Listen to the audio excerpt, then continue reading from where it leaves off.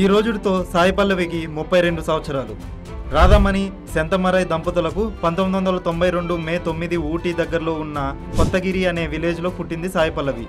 సాయి పల్లవి చెల్లెల పేరు పూజ. వీళ్ళిద్దరూ ట్విన్స్.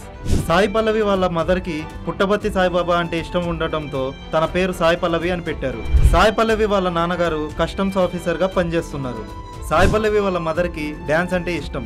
అందుకే సాయి పల్లవికి కూడా చిన్నప్పటి నుంచి డ్యాన్స్ నేర్పించారు. సాయి పల్లవి కోయంబత్తూరులో స్కూలింగ్ చేస్తున్నప్పుడు ఏవైనా ఫంక్షన్స్ ఉంటే భయం లేకుండా డ్యాన్స్ చేసేదంట. తన 5th క్లాస్లో ఉన్నప్పుడు ఒక డ్యాన్స్ పర్ఫార్మెన్స్ చేసిందంట. ఆ డ్యాన్స్ను చూసి ఒక డైరెక్టర్ కస్తూరిమన్ అనే సినిమాలో తనని తీసుకున్నారు.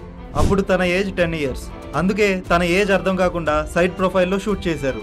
ఈ సినిమాలో బస్సులో ఒకసారి కనిపిస్తుంది. ఈ సినిమా 2003లో రిలీజ్ అయింది. ఆ తర్వాత 8th క్లాస్లో ఇంకో స్టేజ్ పర్ఫార్మెన్స్ ఇచ్చింది. అప్పుడు డైరెక్టర్ జీవా చూసి తను తీసే దమ్ ధూమ్ అనే సినిమాలో, అంటే తెలుగులో రాక్షసుడు అనే సినిమాలో కంగనా పక్కన ఒక రోల్ ఇచ్చాడు. అట్లా సాయి పల్లవి స్కూలింగ్ చేసే టైంలోనే 2 సినిమాల్లో యాక్ట్ చేసింది. ఆ తర్వాత ఇంటర్లో ఉన్నప్పుడు విజయ్ టీవీలో డ్యాన్స్ షో ఆడిషన్ జరుగుతుంటే వాళ్ళ అమ్మగారు సాయి పల్లవి పేరు కూడా ఎన్రోల్ చేశారంట.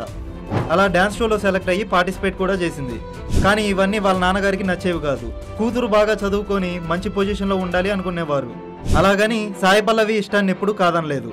కానీ ఇండియాలోనే ఉంటే షూటింగ్, డ్యాన్స్ అని చదువును ఎక్కడ నెగ్లెక్ట్ చేస్తుంది అన్న భయంతో తన ఇంటర్ అయిపోగానే మెడిసిన్ చదివించడానికి జార్జియాకి పంపించారు. అక్కడ MBBS అయిపోగానే ప్రాక్టీస్ చేద్దామని ఇండియాకి వచ్చేసింది. అప్పుడు తెలుగులో ఫేమస్ డ్యాన్స్ షో అయిన Dhee season 4 ladies special auditions అవుతుంటే వాళ్ళ అమ్మగారు ఆ ఆడిషన్స్కి తీసుకొచ్చారు. సెలెక్ట్ అయ్యి పార్టిసిపేట్ కూడా చేసింది. 2014లో స్పెషల్ కోర్స్ చేయడానికి జార్జియాకి వెళ్ళి హాలిడేస్కి మళ్ళీ తిరిగి ఇండియా వచ్చింది.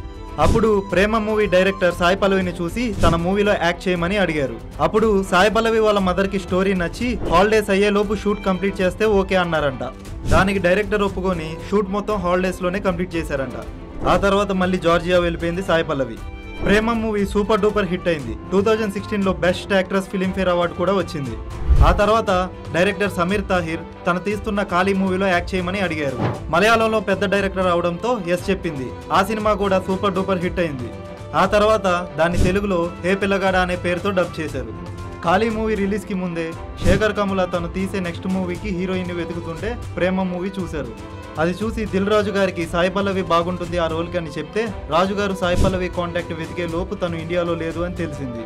లాస్ట్కి 6 months తర్వాత మాట్లాడి ఫిదా మూవీ స్టోరీ చెప్తే విని నేను చేయగలనా సార్ అని అంటే శేఖర్ గారు ఇచ్చిన ధైర్యంతో తెలంగాణ స్లాంగ్ నేర్చుకొని చేసింది.